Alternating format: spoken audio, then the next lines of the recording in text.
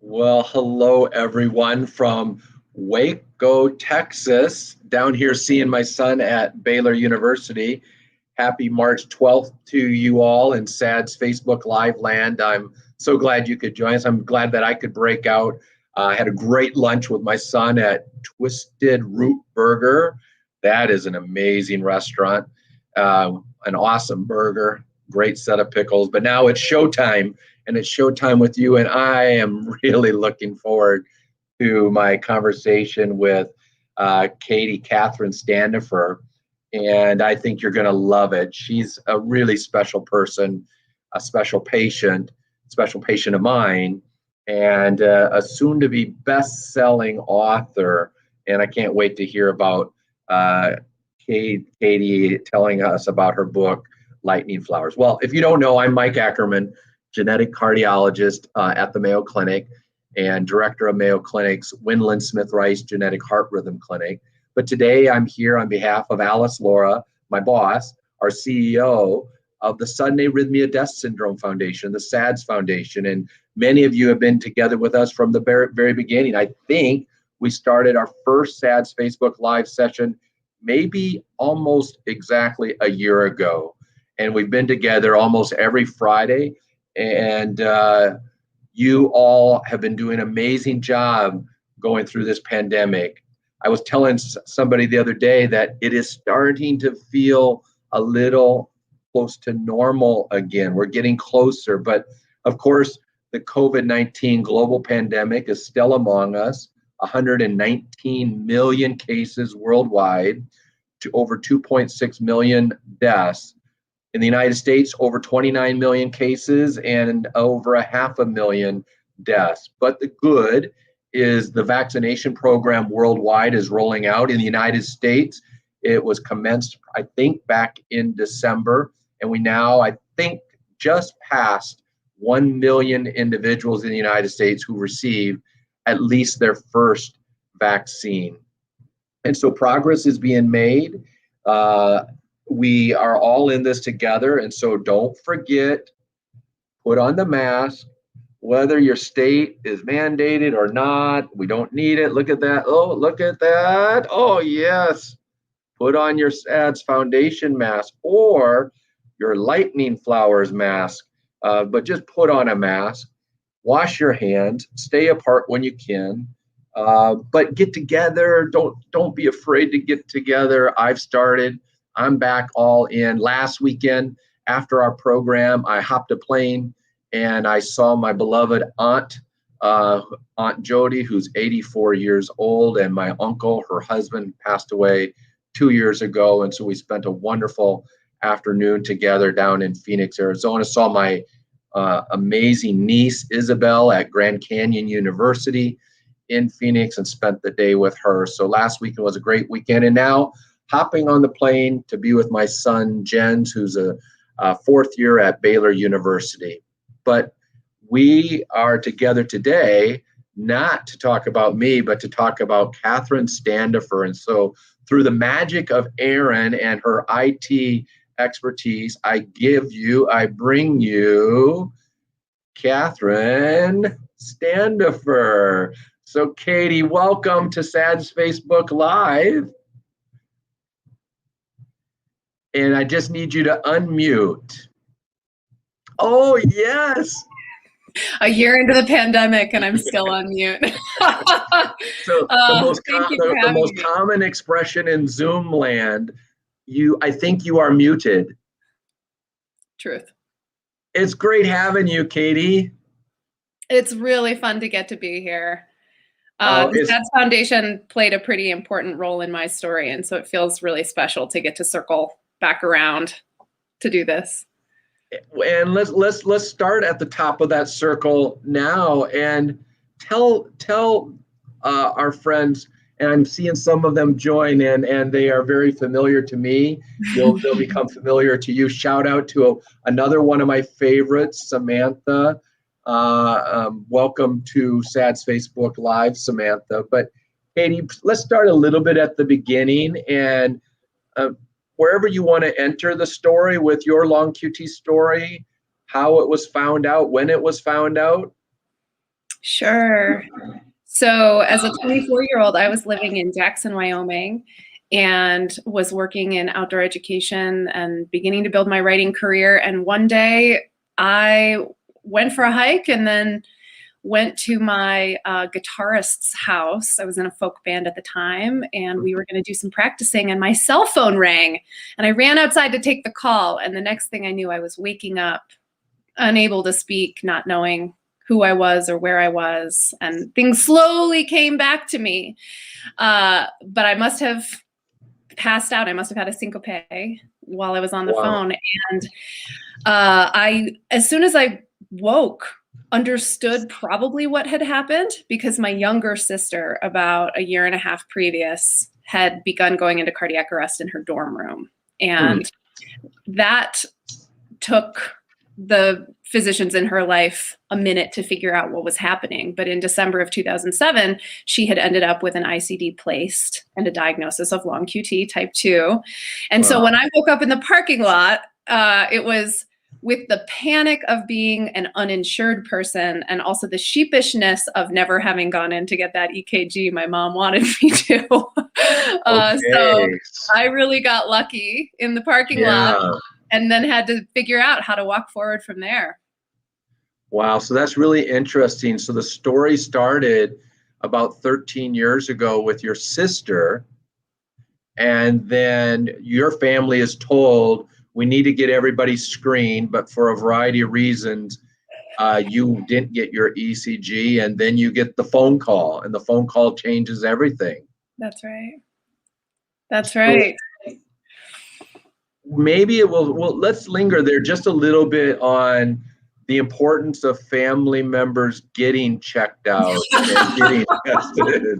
So I think when my mom is watching and shaking her head, she was not happy with me.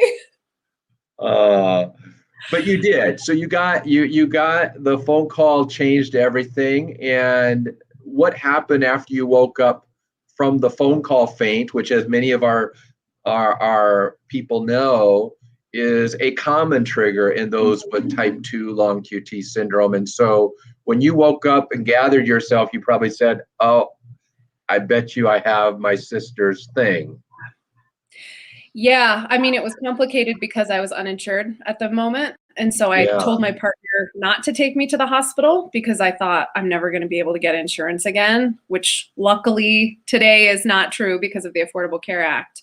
But when we went to the ER, I mean, he did end up taking me. And when we went to the ER, the doctor on call there did the ECG, and he came back and said, it does look like you have it. So that was not good news to me, having watched my younger sister's experience. And they, up in Jackson, Wyoming, they didn't have cardiologists. And so they sent me down to Salt Lake City to meet with someone there who could do more of a full workup and diagnose a little bit more carefully. So after the weekend, they put me in a beta blocker for the weekend and sent me to Salt Lake. And I did all of the tests and met a doctor there who seemed to not, he didn't do a great job of responding to the life that I was actually in. He seemed to have some canned answers about what it meant to have long QT syndrome that didn't feel like they applied very well to a 24-year-old woman who earned her living as a ski instructor and a hiking guide. He told me tennis and light golf might be nice, and that I should probably never swim again. And he told me I didn't need an ICD, but I was left with this very complicated messaging of like, everything is dangerous, but also you don't need an ICD. And I was on a level of beta blocker at that time that meant pretty much every time I stood up, I felt like I was going to pass out. I couldn't go for hikes. I couldn't ride my bike downtown. And so that was just a real shock to the system. And I didn't know whether what I was experiencing was my heart condition or the beta blocker. And since that doctor was all the way down in Salt Lake and we hadn't had a great connection, I didn't know really what to do in that moment. So that's very unsettling, isn't it? You're seeing your life changing before your eyes, where you have a one-time expression, if you will, of your long QT substrate. it tried to do something to you from the phone call, but then you get put on a medicine and now you're having a new set of issues of every day I'm feeling lousy from the medicine. And for many of those who are on beta blockers, most do well on beta blockers, but some don't. And it looked like, Katie, you were one of those who wasn't doing well on a beta blocker therapy, but didn't know what your options were. So what did you do next? Well, so I was talking to my family about it, and my younger sister was down in Boulder, Colorado, which is 500 miles away, but close by Western standards. Yeah. So we agreed that I would go get a second opinion from her doctor because we trusted him. And I had a lot of friends in Colorado, so it was very logistically easy for me to go there and have someone else talk to me who we trusted. Really the only person we had talked to about long QT other than this doctor in Salt Lake. So I flew down, I saw Dr. Oza, and he is a wonderful man and very protective of my sister and me. And he really wanted to gather more information. And for him, one of the sticking points was, has anyone ever told you you have an arrhythmia? Like, have they ever seen an arrhythmia? And I said, no. And then I thought, well, actually, that's not true. Someone mentioned something when I spent the night in Jackson Hole at the hospital. They said there had been a scary arrhythmia in the middle of the night. And he said, okay, we need to request the records again because we need all the information. And that's when he ended up receiving some heart strips that showed torsades, the long QT arrhythmia, sort of coming in and out. I would like have some normal beats and then some torsades and then some normal beats and some torsades.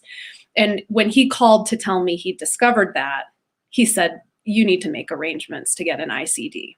I think he was very scared that I would pass away from the condition if I didn't have an ICD placed. Right. And Katie, what time was this about? We're now circa 2009, summer of 2009.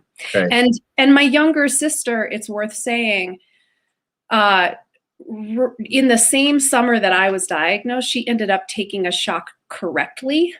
And I think there was some increased anxiety around how severe her long QT was and whether or not that had bearing on my case, which I know is something you talk a lot about in your clinic, that each individual is going to express these genetics differently. And so what's happening for one person isn't necessarily a direct correlation for the care of someone else. Right. It was a scary summer. Right. Yeah. And so the family story may not be an evidence risk factor, but it sure is an emotional one. Yeah. When you see what just happened to your sister and you say, wow, that was a really close call. And I just wanted to put that timestamp of 2009 in there for everyone, just so that people know that how we did long QT and LQT2 women and LQT2 women with a phone call faint back in 2009 is actually quite different than how we would do a 24-year-old who did that last week. And so progress is being made. And I think with the information that was available at that time, we certainly were concerned about torsades being documented on an arrhythmia monitor. And that prompted sort of an aggressive counterattack where they felt you needed to be protected with an implantable defibrillator. I won't challenge the correctness of that now. It's easy sitting in the Monday morning quarterback chair, but just for those, if anybody's going through it more currently, we have a lot of treatment options apart from needing to install a defibrillator. But that was done for you. That conversation was had for you, Katie, back to 2009. Yes, we caught some danger rhythms in the middle of the night. You just fainted with a phone call. You're hating your beta blocker. We're going to give you a defibrillator. So you get the defibrillator that summer or when? So I got the defibrillator in late October because I was uninsured. We were trying to figure out how I could access that device. The estimate was that out of pocket, it would be $180,000. Yeah. And so I was really cautious against just doing that. And so, we looked into, are there jobs I can apply for with insurance? Is this an option? Is that an option? And really it's really telling that this was the most logical option, but the most logical option was to quit my whole life in Wyoming and move to Boulder, Colorado, because the surgeon that my sister worked with had offered to donate his fee if I had the surgery at his hospital. And he said Colorado had better social services than Wyoming, so there would be more programs I was likely to fit into. So the first week of September, which is right when my sister had her correct arrhythmia reversal, correct death reversal, that's when I got in a car and moved to Boulder. And actually, it wasn't for 8 or 9 weeks that I ended up in the hospital. And I was at least a resident by then. I had a driver's license. I hadn't found reliable work yet, but my partner and I moved some of our things down from Wyoming in late October. And on the other side of that, I had chest pains that landed me in the ER around midnight. And so when my cardiologist got in the next day, he said, "What would you like me to do?" And I was very afraid of the technology. Something in my body had always been a little uneasy about what it was and what it might mean, which is interesting now, on the other side of what I have been through. And also, I couldn't imagine living with the threat of death at the level I'd been experiencing it. And so I think, one of the things I thought a lot about once I met you is the way the story gets told for patients and the way that relationship to danger is addressed. And I don't want to say channeled, because the responses people have are the responses people have, and that's normal and natural. But I think there was just really a heightened terror that I was going to die at every minute of every day. And a defibrillator seemed like the answer to that. Wow. Yeah.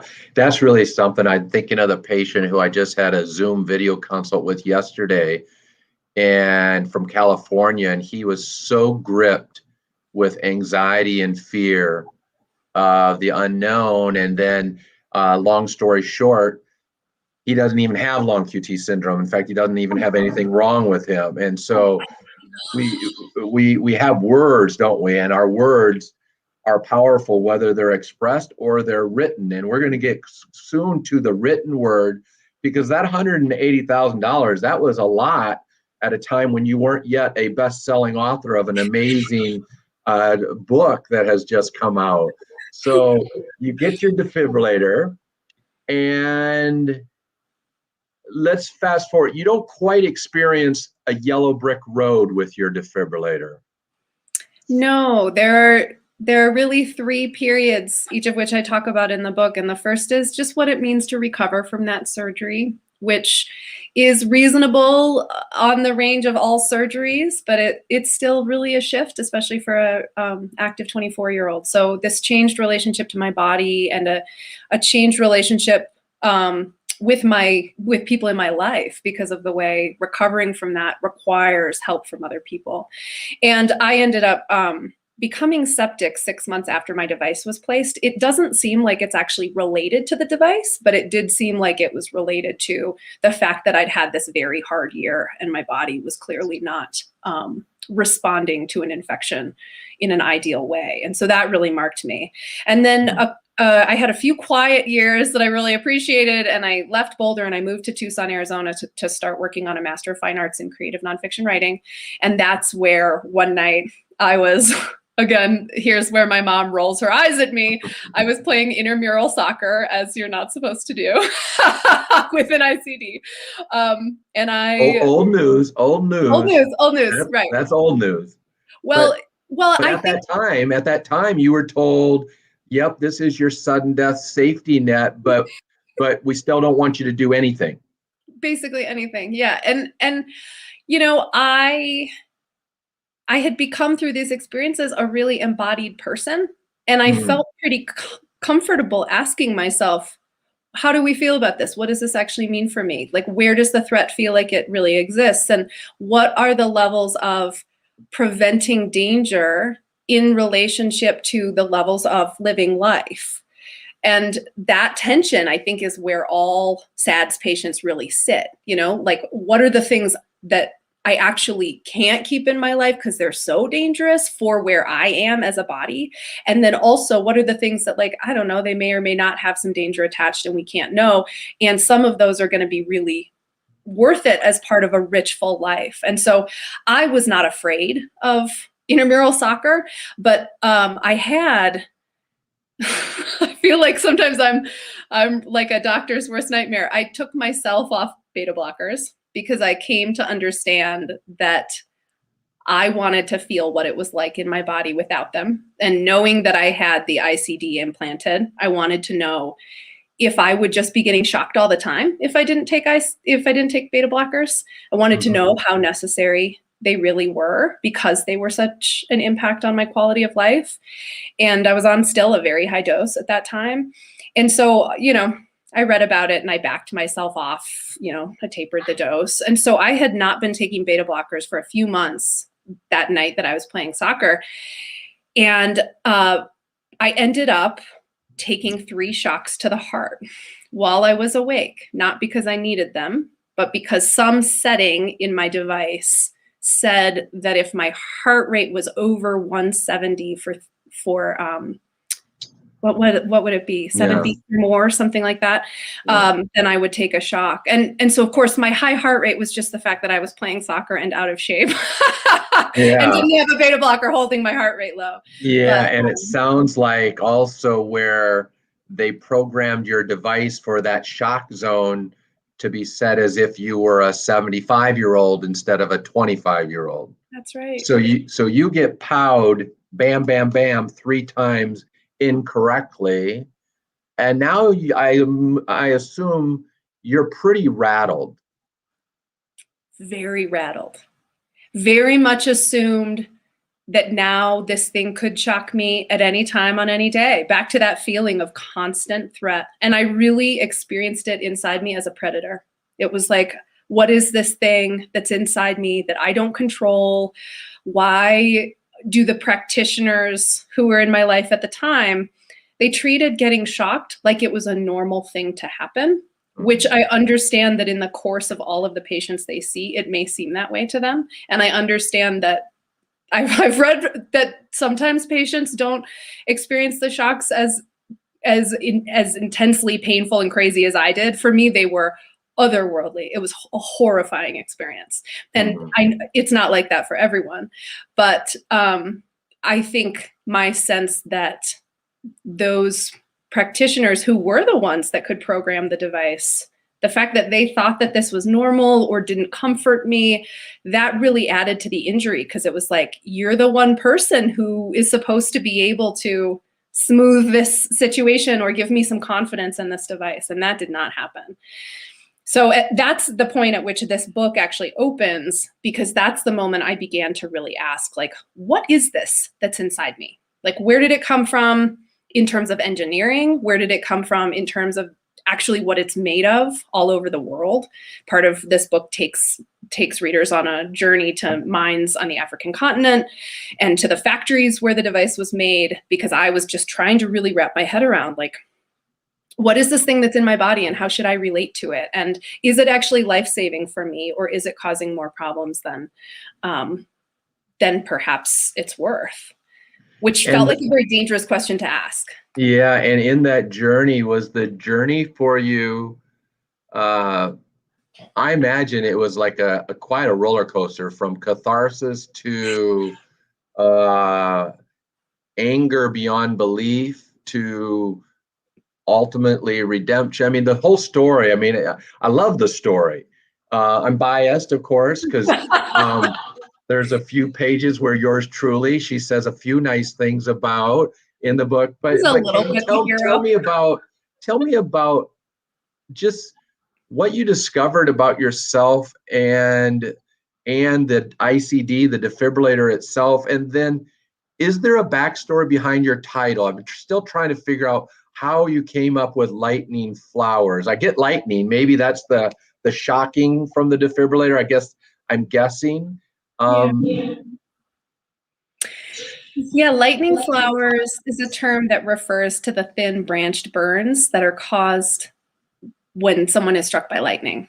So a lightning strike patient ends up with these beautiful rose-colored lightning bolts on their skin where the electricity has followed the water in their body and therefore burned them.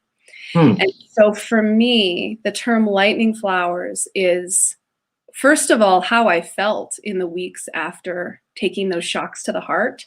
It's such a strange thing to be struck by lightning from inside your own body and to have no marks and to be viewed as someone who carries no marks. I mean, this is an invisible illness, right? Unless someone sees the defibrillator scar, they can't tell what it means for you to be shocked or to have recovered from some of these procedures or to live with death in sight in the way that that initial phase of long QT was for me.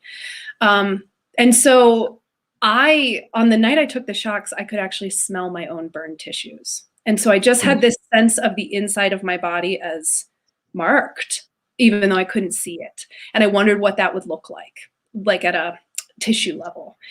And then, you know, that idea of being marked, that it was the moment lying on the soccer field that I had the question first fall into my head that was like, if this medal came from, say, a place in the world where something horrible was happening in order to get it, if it was a part of conflict mineral situations where warlords took over a mining pit and were earning money by forcing other people to dig and selling those minerals on the market at high cost and then using the funds that they received in order to buy weapons and terrorizing communities further, maybe keeping women as slaves. I mean, I had heard something about conflict minerals recently, that was 2012, and conflict minerals as a situation in the Democratic Republic of Congo were sort of at their height. And so that question landed in my body in a way that I couldn't let go of, which I think this is the artifact of. And so lightning flowers, you know, it's the literal physical, like what does it mean to have that lightning strike be invisible? And what does it look like in the body? But it's also the sense of being marked and being in contact with something that is as beautiful as it is horrible. Because one of the things that is clear about this technology is that it's awesome in the old sense of the word, like awe, like, oh my gosh, how did we get here where we actually lace wires down someone's vein to get it to their heart, and where we figured out these microelectronics that can watch the heartbeat and make decisions that are often correct, even though they're not always correct. And, you know, the idea that someone could have died before, you know, the nickname for this device when it was invented was the Lazarus device. So there is a real sense of awe to it. And there's also this awfulness associated with the ways things go wrong. And, you know, in my story, unfortunately, more things keep going wrong with the technology itself. Right. So the journey, you know, you're asking about how it shaped me.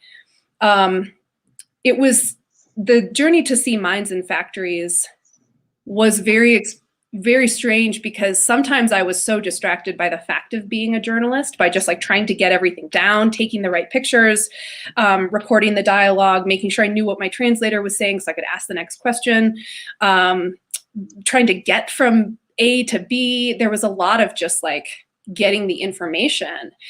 And then these weird moments of clarity when you're standing as someone who contains nickel and cobalt, and you're standing next to a nickel and cobalt mine, and you understand, I mean, all human bodies are made of mineral, but then also there's this big chunk of refined mineral that isn't necessarily from the place I visited, but could be. Right.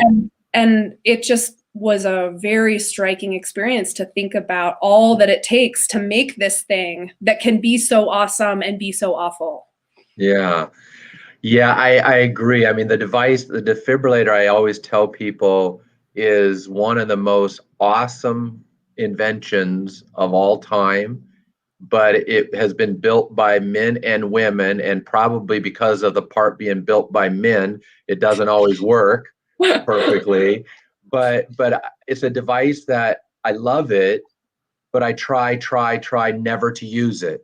And when I think my patients need it, I view it for me as a sign of failure, that we still aren't smart enough to short circuit the risk of death well enough that we have to wave the white flag of surrender and give them the defibrillator. And it just motivates me to try harder to get better at preventing any declaration of the long QT in their body, so that we don't need a machine installed. But there are absolute life-saving stories where it was the exact right thing to do, because we just aren't good enough in every situation. And unfortunately, your journey was one of more paying the piper more for all of the downsides of this machine than the life-saving upside. That's right. And it's always been interesting to hold it in tension with my sister's story, because however much I went on the journey trying to understand what does it mean for me to have this device in my body, and is it worth it, I never wanted that decision to be taken away from her, and that was very complicated. Yeah. You know, you said the journey to the Congo and the cobalt mines and so forth. Your journey in the book also brought you to maybe a little bit not as heavy but lighter, and that was your journey to Mayo Clinic. Give a thought of what was your take from all of the different places you were and went to then when because we first met in Tucson, I believe, and then you came to Mayo Clinic, and I then had the privilege of not just meeting you at a talk that I was giving and learning about your interesting essay that you wrote and things like that, but I ultimately was then given the privilege of being your doctor. What was your Mayo Clinic chapter like? Yeah, I have some regrets, because the Mayo Clinic popped up enough times in 2009 that my parents and I have really reflected on, like, what would it have been like if we had just done that for the second opinion. And at the time, we just didn't know what we were dealing with. And apparently, for all the time I spent on the phone with Alice, I didn't spend enough time. Alice from the SADS Foundation.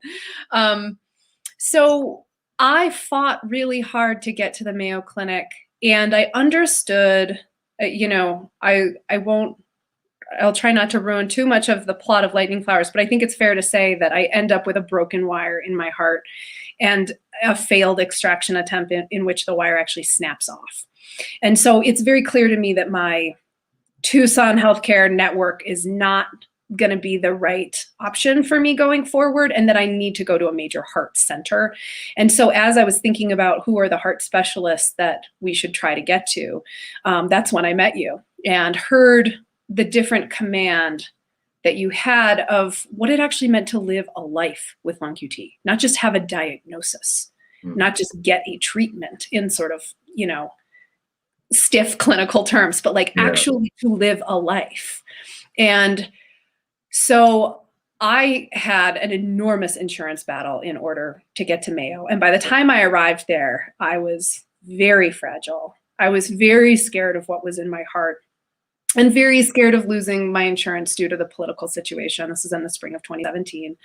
And I remember experiencing Mayo Clinic like entering the first safe place I had been in a really long time. And I actually, when I was writing the book, had to be careful, like, is this going to sound too saccharine? Like, are readers even going to believe? It just sounds like I'm buttering them up, or like, did Mayo Clinic pay you to write this? And I promise it's not true. It just truly felt like for the first time, the people I was interacting with were really seeing me. And there was time and care taken to actually get things right, instead of just like blazing forward and levying judgments before the whole story had been heard, or giving me a treatment plan that was better for someone of a different age or ability level. And so I felt I was very shaky because of everything I'd been through, but I felt like I was finally in the hands of people that I trusted. That's really special. And I have to tell you, there's I know you have the audio version of your book, I started listening to it, and I love listening to the way you read it. And I could ask you to read a page from the book, but I won't. But my daughter did start reading the book, and after reading one of the pages, because she went to the index to see where her daddy might be getting talked about, and she turned to those pages, and after reading this part about the description of her dad being gradually or gently balding, I think was the phrase that you used, she said, "When did she meet you, Daddy? Because there's nothing gentle or gradual about the top of your head at this moment." So she's had some good laughs. Failure of my writing. At my expense. At my expense. So, well, there's so much we could talk about, and unfortunately, we only have 5 minutes. But the good news for everybody out there is Katie's going to be back on March 23rd with a really neat, I hope I could even join it, the King's English Book Club, along with the SADS Foundation, where Katie gets to continue the conversation about lightning flowers. And so I hope you'll join her for that. But before I let you go, Katie, for those listening now, do you have 2 or 3 must-have takeaways, either from your long QT journey or from your journey that led to lightning flowers, that you would want everyone to leave with and head into the weekend knowing? Yeah, I think the first one just underscores what you said earlier, which is that research has progressed enough that long QT patients should feel comfortable talking to their doctors, not just about going straight to the ICD, and not even just about one beta blocker or one beta blocker level, that there actually are a lot more options, and that if their practitioner doesn't seem comfortable with doing that workup, that's where they need to see a specialist. Because I think what I learned from you is that research is unfolding really rapidly, and you want to make sure that you're using the most recent set of data. The second piece is, if you do have an ICD and you experience a broken wire, those surgeries should only be done at major surgery centers. And I don't care what else someone tells you. That is a dangerous surgery, and the engineering on these wires is not perfect. It's a point of regular failure, unfortunately. And you want someone doing that who does that all the time. And that was a huge mistake in my story that you can read more about in Lightning Flowers. And I would say the third piece is to learn to navigate the territory between trauma and intuition. There is a type of clarity that I think we are capable of having, and sometimes we need more information in order to sort of get closer to where that clarity lives. So it's not like it's just in your gut, it's also your head. There can be, talking to different people and gathering. But ultimately, I think the trauma of being in relationship to death, especially for the first time, especially if you're a young person, especially if you have people in your life who are resistant to talking about that, who haven't been through that process themselves, if you don't have a mental health care practitioner or some other support person who feels comfortable in the realm of the different ways our bodies change, the ways bodies can fail, what it means to work with grief, because getting diagnosed with something as a young person just often is going to come with some grief in addition to that fear. There's a way that all of those feelings and experiences are very much a part of the human condition, and we don't do a great job culturally of holding space for them. And I think that's why in medical settings we skip from 0 to 80 and go straight to like prevent death however we can, because we don't even let death sit in the room long enough to have a conversation with what it looks like to find thriving, as the ad for this event says. So understanding the difference between just the knuckle down terror and the kind of like gut level clarity about what needs to be done. And that means maybe finding the people who really can support you in that first space. Well, I love that, Katie. I mean, I think you must be a writer. I mean, you captured that so well. I mean, just when I think of how you just said that and I try to do that in my practice of really trying to see where is the soul of my patient and what is he or she ready for, or what does he or she think needs to be done to their body, and doing it in a joint partnership together with the ultimate goal of helping you live and thrive. And so I know, I saw your book, everybody. Get it? This is my unsigned copy, Katie. I'm waiting for the signed one, but everybody get. And I saw this book on my flight from Minneapolis to Dallas yesterday, and then I just happened. It was just, how you just sometimes just open a book.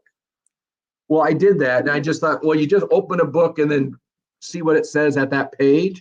And so, I just did that just by random now, Katie, and it says, Dr. Ackerman had a dorky playfulness to him. His earnest Midwesternness seemed up until that point to be his overriding feature. So I can't wait to read the rest of this, since I just spontaneously went to that page. But Katie, this book is touching lives. Your story, with all of its twists and turns, has been quite a journey for you, and you've given all of us a peek into what that's like and what it is like to be burned inside without any marks, and to yet shine brightly on the outside. And you are a bright light, Katie, and thanks for the privilege of letting me be your physician for a time. Thanks for all that you're doing for the SADS Foundation, and for coming back for that book club on March 23rd. And for all of you, the next experience that you'll have, join us next week on the 19th for our next SADS Facebook Live. But even before the 19th, remember last week how we did that whole program on pregnancy? We're going to have a webinar on March 16th with patients who are pregnant or recently were pregnant, sharing their experiences about pregnancy and their long QT syndrome, or their CPVT, or their genetic heart disease. So join us for that patients and pregnancy webinar, and then come back next week. And I hope, Katie, that we can get you back on the program for either a follow-up to this book or your sequel, because there's so much more to be said. But get this one, Lightning Flowers, from an amazing person, an awesome person in the fullness of the word that she herself used, Katherine Standefer. So Katherine, thanks for joining us today. And everyone out there, be well, and until next time, take good care.